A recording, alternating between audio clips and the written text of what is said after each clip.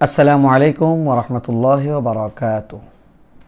আলহামদুলিল্লাহ ওয়াহদা ওয়াসসালাতু ওয়াসসালামু আলা মান লা নাবিয়্যা বা'দা ওয়া আলা আলিহি ওয়া আসহাবিহি আজমাইন ওয়া মান তাবি'আহুম বিইহসানিন ইলা ইয়াউমিদ্দিন, আম্মা বা'দ। কাছে দূরে দেশে প্রবাসী যে যেখান থেকে দেখছেন সম্মানিত দর্শক শ্রোতা, আপনাদেরকে সাদর আমন্ত্রণ জানাচ্ছি আমাদের ধারাবাহিক তরজমাতুল কোরআন অনুষ্ঠানে। তরজমাতুল কোরআন অনুষ্ঠানে আজকে থাকছে ৬৯তম পর্ব। আলহামদুলিল্লাহ, ৬৯তম পর্বের মাধ্যমে আমরা কোরআনুল কারীমের পঞ্চম পারা শুরু করলাম। পঞ্চম পারার প্রথম আয়াত আজকে আমরা আলোচনা করব ইনশাআল্লাহ। আসুন আমরা সরাসরি আলোচনায় চলে যাই। এটি হচ্ছে সূরা আন-নিসার ২৪তম আয়াত এবং সূরা নিসার ৪র্থ রুকুতে এটি আছে। আউযু বিল্লাহি মিনাশ শাইতানির রাজীম। বিসমিল্লাহির রহমানির রহিম। ওয়াল মুহসানাতু মিনান নিসাই ইল্লা মা মালাকাত আইমানুকুম কিতাবাল্লাহি আলাইকুম ওয়া উহিল্লা লাকুম মা ওয়ারা'a যালিকুম আন تبتغوا بأموالكم محصنين غير مسافحين فما استمتعتم به منهن فآتوهن أجورهن فريضة ولا جناح عليكم فيما تراضيتم به من بعد الفريضة ইন্নাল্লাহা কানা আলিমান হাকীমা। ওয়াল মুহসানাতু মিনান নিসা ইল্লা মা মালাকাত আইমানুকুম। আর যুদ্ধের মাধ্যমে তোমাদের অধিকারভুক্ত হয়েছে এমন সব মেয়ে ছাড়া বাকি সমস্ত সদবাই তোমাদের জন্য হারাম। কিতাবুল্লাহি আলাইকুম, এ হচ্ছে আল্লাহর আইন। এই আইন মেনে চলা তোমাদের জন্য অপরিহার্য গণ্য করা হয়েছে। ওয়া উহিল্লা লাকুম মা ওয়ারা'a যালিকুম আন তাবতাগু বিআমওয়ালিকুম মুহসিনিন গায়রা মুসাফিহিন। এদের ছাড়া বাদ বাকি সমস্ত মহিলাকে অর্থ সম্পদের মাধ্যমে লাভ করা তোমাদের জন্য হালাল গণ্য করা হয়েছে। গায়রা মুসাফিহিন, তবে শর্ত হচ্ছে এই যে তাদেরকে বিবাহ বন্ধনে আবদ্ধ করতে হবে, অবাধ যৌন লালসা তৃপ্তির জন্য নয়। ফামাস্তামতা'তুম বিহি মিনহুন্না ফাআতুহুন্না উজুরাহুন্না ফারিয়্যা। তারপর যে দাম্পত্য জীবনের স্বাদ তোমরা তাদের মাধ্যমে গ্রহণ করছো তার বদলে তাদের মহারানা ফরজ হিসাবে আদায় করো। ওয়ালা জুনাহা আলাইকুম ফীমা তারাদাইতুম বিহি মিন বা'দিল ফারিয়্যা। তবে মহারানার চুক্তি হয়ে যাওয়ার পর পারস্পরিক রেজামন্দির মাধ্যমে তোমাদের মধ্যে যদি কোনো সমঝোতা হয়ে যায় তাহলে তাতে ক্ষতির কিছু নেই। ইন্নাল্লাহা কানা আলিমান হাকীমা, নিঃসন্দেহে আল্লাহ রাব্বুল আলামিন হচ্ছে সর্বজ্ঞ এবং সর্বজ্ঞানী। সম্মানিত ভাইরা, এখানে আজকে একটি গুরুত্বপূর্ণ বিষয় আমরা আলোচনা করব। বিষয়টি হচ্ছে যুদ্ধের ময়দানে সারা বিশ্বের ইতিহাস এটাই বলে সৈন্যদের দুটি কাজ থাকে, একটি হলো গণহারে হত্যা আর দুটি হলো গণধর্ষণ। কিন্তু ইসলাম তো এরকম ঠুনকো কোনো জিনিস নয়, যেহেতু একটি পরিপূর্ণ জীবন ব্যবস্থা, অতএব সকল সমস্যার সমাধান ইসলামে আছে। ইসলাম যুদ্ধলব্ধ সমস্ত সম্পদের মতো যুদ্ধে বন্দিনী নারী যারা আছে তাদের ব্যাপারেও ব্যাপক হারে কোনো গণধর্ষণের অনুমতি ইসলাম দেয়নি। অন্যান্য সৈন্যরা যেভাবে করে থাকে ইসলামিক সৈনিকরা সেভাবে করতে পারবে না। তাদের নির্ধারিত গণ্ডি আছে, তাদের বিধিনিষেধ আছে, সেই বিধিনিষেধ অনুযায়ী তাদের আচরণ করতে হবে। অর্থাৎ যুদ্ধের ময়দানে যেই সমস্ত মহিলা নারী মেয়েরা বন্দী হয়ে এসেছে এরা কোনো সৈনিক বা কোনো ব্যক্তির সম্পদ নয় যে যে যখন ইচ্ছা তখনই তাকে ধর্ষণ করতে পারবে, এই অধিকার ইসলাম দেয় নাই। ইসলাম বলে এই সমস্ত মহিলারা হচ্ছে রাষ্ট্রের সম্পদ।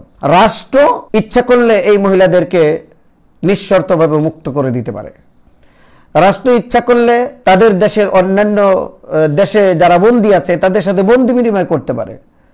আবার রাষ্ট্র যদি ইচ্ছা করে অভিভাবক হিসাবে কোনো সৈনিকের কাছে এই মহিলাকে দিয়ে দিতে পারে। অতএব যখন যে কোনো সৈনিক যে কোনো মানুষ ইচ্ছা করলেই এদেরকে ভোগ করবে, এই পারমিশন ইসলাম দেয় নাই। আসুন আমরা এই ব্যাপারে সংক্ষেপে কিছু আলোচনা করি। যেহেতু এই ব্যাপারটা যুদ্ধবন্দিনী দাসীদের সাথে সঙ্গম করার ব্যাপারে বহু রকমের বিভ্রান্তি লোকদের মধ্যে পাওয়া যায়, তাই এই প্রসঙ্গে আমরা নিম্নে কিছু আলোচনা করব। আসুন আমরা ধৈর্য সহকারে শুনি। বিষয়টি অতীব গুরুত্বপূর্ণ। এক, যে সমস্ত মেয়ে যুদ্ধে বন্দী হয় তাদেরকে বন্দী করার সাথে সাথেই যে কোনো সৈনিক তাদের সাথে সঙ্গম করার অধিকার লাভ করে না, বরং ইসলামী আইন অনুযায়ী এই ধরনের মেয়েদেরকে সরকারের হাতে সোপর্দ করে দেয়া হবে।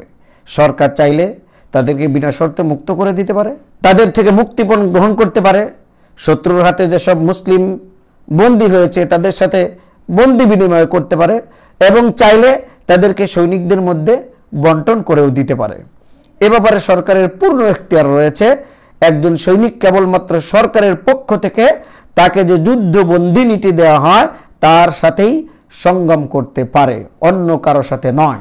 দুই, যে মেয়েটিকে এভাবে কারো মালিকানায় দেওয়া হয়েছে, যতক্ষণ না তার একবার মাসিক ঋতুস্রাব হয় এবং এ ব্যাপারে নিশ্চিত হওয়া যায় যে সে গর্ভবতী নয়, ততক্ষণ তার সাথে সঙ্গম করা যেতে পারে না। এর আগে তার সাথে সঙ্গম করা হারাম। আর যদি সে গর্ভবতী হয় তাহলে সন্তান ভূমিষ্ঠ হওয়ার আগেও তার সাথে সঙ্গম করা সম্পূর্ণ অবৈধ। তিন, যুদ্ধবন্দিনীর সাথে সঙ্গম করার ব্যাপারে তাদের অবশ্যই আহলি কিতাব হতে হবে এমন কোনো শর্ত নেই। তাদের ধর্ম যাই হোক না কেন, যাদের মধ্যে তাদেরকে ভাগ করে দেয়া হবে তারা তাদের সাথে সঙ্গম করতে পারবে। চার, যে মেয়েকে যার ভাগে দেয়া হবে একমাত্র সেই তার সাথে সঙ্গম করতে পারবে, অন্য কারো তার গায়ে হাত দেবার অধিকার নেই। সেই মেয়ের গর্ভে যে সন্তান জন্মাবে সে তার মালিকের বৈধ সন্তান হিসেবে গণ্য হবে। শরীয়তে আপন ঔরসজাত সন্তানের যে অধিকার নির্ধারিত হয়েছে এই সন্তানের আইনগত অধিকারও তাই হবে। সন্তানের জননী হয়ে যাওয়ার পর এই মেয়েকে আর বিক্রি করা যাবে না এবং মালিক মরে যাওয়ার সাথে সাথেই সে মুক্ত হয়ে যাবে।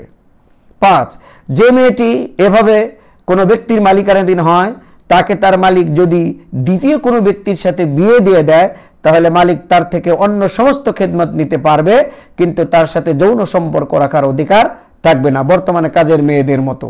ছয়, শরীয়ত স্ত্রীদের সংখ্যার ব্যাপারে যেমন 4 জন সীমা নির্ধারণ করে দিয়েছে, দাসীদের ব্যাপারে তেমন কোনো সংখ্যা নির্ধারণ করে দেয়নি।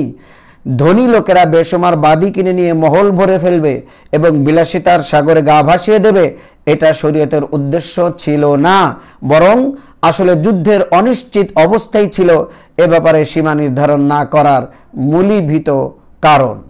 7, সরকার আইনগতভাবে কোনো ব্যক্তিকে যুদ্ধবন্দীদের উপর যে মালিকানা অধিকার দান করেছে মালিকানার অন্যান্য অধিকারের ন্যায় এটিও স্থানান্তরযোগ্য। 8, বিয়ে যেমন একটি আইনসঙ্গত কাজ তেমনি সরকারের পক্ষ থেকে কাউকে যথারীতি মালিকানা অধিকার দান করাও একটি আইনসঙ্গত কাজ। কাজেই যে ব্যক্তি বিয়ের মধ্যে কোনো প্রকার অন্যায় ও অপ্রীতিকর ব্যাপার দেখে না তার কৃতদাসীর সাথে সঙ্গম করার মধ্যে খামাখা কোনো অন্যায় ও অপ্রীতিকর বিষয় অনুভব করার পেছনে কোনো ন্যায়সঙ্গত কারণ নেই। 9, যুদ্ধবন্দীদের মধ্য থেকে কোনো মেয়েকে কারো মালিকানায় দিয়ে দেবার পর পুনর্বার সরকার তাকে ফেরত নেবার অধিকার রাখে না, ঠিক যেমন কোনো মেয়ের অভিভাবক তাকে কারো সাথে বিয়ে দেবার পর আবার তাকে ফিরিয়ে নেওয়ার অধিকার সম্পূর্ণ হারিয়ে ফেলে।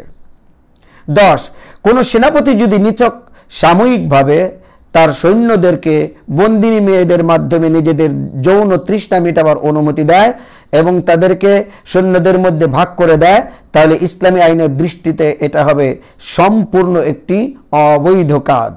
জিনার সাথে এর কোনো পার্থক্য নেই। আর আমরা সকলেই জানি ইসলামী আইন অনুযায়ী জিনা হচ্ছে একটি মারাত্মক অপরাধ। সম্মানিত দর্শক শ্রোতা, এবার আপনারাই চিন্তা করেন ইসলাম কত সুন্দর নিয়ম দিয়েছে, এরপরেও কাফেররা মুসলমানদের এই সমস্ত নিয়ম নিয়ে বিভিন্ন রকম ঠাট্টা বিদ্রুপ করে, মুসলমানদের এই সমস্ত আইনের ব্যাপারে তারা কথা বলে এবং মুসলমানদের মধ্যেও কিছু আছে যারা বলে যে এই সমস্ত আয়াত রহিত হয়ে গেছে, বাতিল হয়ে গেছে। না, কখনো না। এই সমস্ত আয়াত রহিত হয় নাই। এখনো যদি কোনো ইসলামিক পরিপূর্ণ কোরআন হাদিস অনুযায়ী পরিচালিত একটি ইসলামী রাষ্ট্র হয়, বাহিরের কোনো শত্রুপক্ষ যদি ওই রাষ্ট্রের বিরুদ্ধে ষড়যন্ত্রমূলক আক্রমণ করে এবং এই আক্রমণ প্রতিহত করতে গিয়ে তারাও যদি যুদ্ধে ঝাঁপিয়ে পড়ে এবং তাদের এলাকা যদি দখল করে নেয়, তাহলে তাদের অস্ত্র শস্ত্র সম্পদ সহ তাদেরকে যদি বন্দী করে আনা হয়, সেই বন্দীদের মধ্যে মহিলা যারা আছে তাদের সাথে আল্লাহ রাব্বুল আলামিনের যে বিধান, এই বিধান অনুযায়ী আমল করা সম্পূর্ণ বৈধ। এই আয়াত রহিত হয় নাই। আল্লাহ রাব্বুল আলামিন আমাদের সকলকে বুঝার তৌফিক দান করুন। আমিন। ওয়া আখিরু দাওয়ানা আনিল হামদুলিল্লাহি রাব্বিল আলামিন। আসসালামু আলাইকুম ওয়া রাহমাতুল্লাহি ওয়া বারাকাতুহু।